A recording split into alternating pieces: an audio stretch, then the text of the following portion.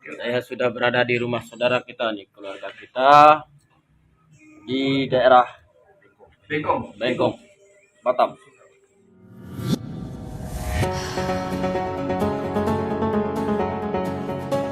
Panglima suku Dayak, Panglima Pajaji menepati janjinya untuk membela rakyat di Pulau Rempang dan telah tiba di Batam untuk mengusir penjajahan gaya baru di Rempang.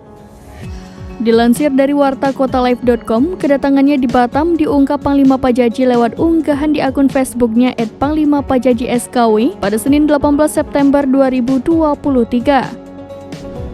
Dalam unggahannya tersebut, Panglima Pajaji tampak bertelanjang dada dan mengatakan sudah berada di salah satu rumah warga di daerah Legong, Batam. Panglima Pajaji tampak bersama dengan beberapa orang warga dan sedang bersiap untuk makan bersama. Ia lalu memperkenalkan satu persatu 4 warga yang bersamanya.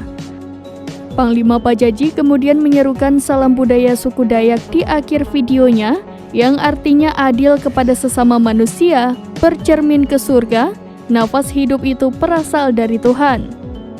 Dalam video tersebut, Panglima Pajaji juga menyematkan narasi untuk menegakkan keadilan.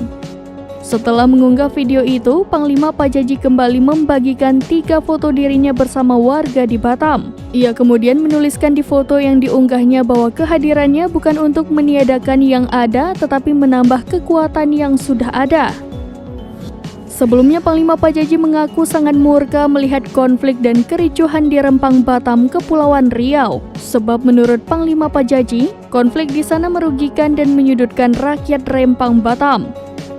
Panglima Pajaji menilai adanya penjajahan gaya baru yang dialami masyarakat Rempang setelah leluhur mereka mampu mengusir penjajah asing dari tanah Rempang.